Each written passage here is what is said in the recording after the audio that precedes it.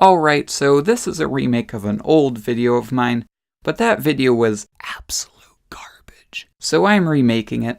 Also, it has like 20 views right now, while the rest of my stuff has like 4, so yeah. Anyways, into the video. Have you ever been scammed? I know I have. The price of candy at the store went from like 2 bags for $1 to 2 for $1.50 to 2 for $2 now. That ain't hip-hop. Now, I've been fooled a lot. However, the incident I will be talking about today is not an instance of intentional treachery, like when I tried to pirate Adobe Premiere and instead got a bountiful haul of virus booty.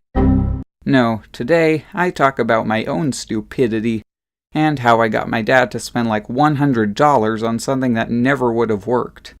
The thing in question? The holy grail of footwear, the great hover shoes. So the story begins when I was in the 3rd grade. I was doing regular 3rd grader things, playing Foursquare, waiting in line for Foursquare, losing immediately in Foursquare, you know. At home after school one day, I was browsing YouTube as usual, and between sessions of passionately watching 2007 memes, gummy bear, I happened across a different kind of video. This video was some guy's tutorial on how to make hover shoes.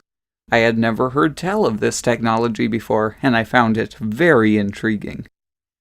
Later, when my dad came home, I showed the video to him to get his opinion. Now, looking back, I think he knew what an utter lying Larry this guy was. Let's do it, son! Aw yeah! So, before I continue, I should explain how these hover shoes were supposed to work. The magic item behind them, the secret sauce, was magnets. You know how if you put 2 magnets together facing the wrong way, they push each other apart? Well, that's the revolutionary technology behind these shoes. If you stood on a cement floor, the magnetic iron in it would push away magnets on the bottom of your shoes, giving you an inch or 2 of airspace between your sick kicks in the pavement. Of course, magnets alone were not strong enough, and so they were aided by a battery glued onto each shoe.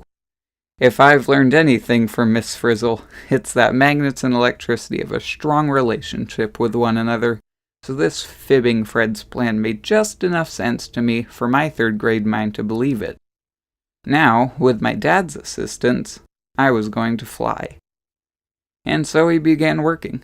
We followed the instructions down to the letter. Step 1, get an old pair of shoes, crusty shoes, ripped shoes, shoes that flap when you walk, shoes that you don't care about ruining.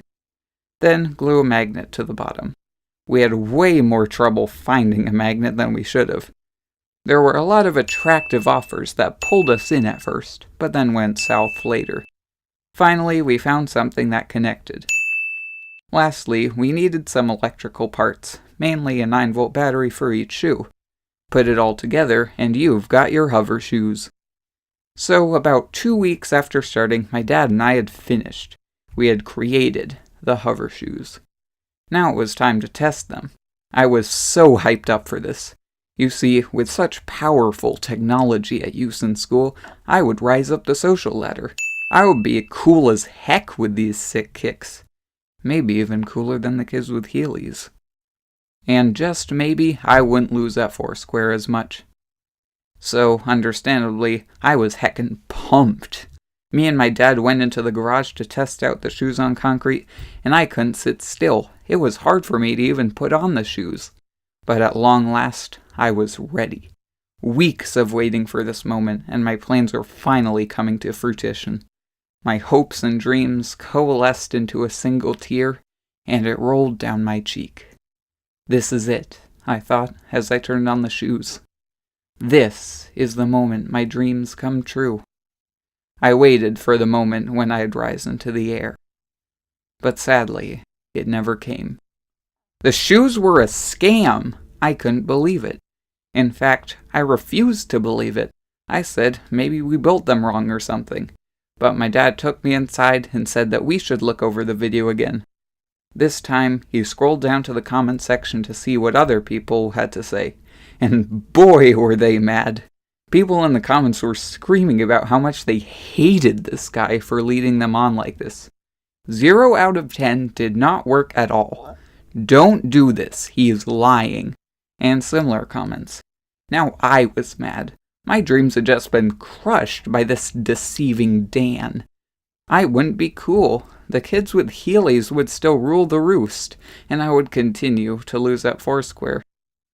The next day, I went to school wearing my boring old regular shoes, no cooler than before. Well, what did I learn from this experience? Maybe in the future, do some research before undertaking a project.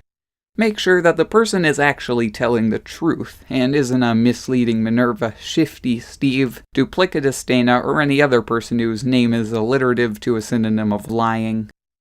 Check your sources. Don't fall for a scam like I did. Anyways, that's all I have to say for now, so as any two-timing Tim would say, goodbye.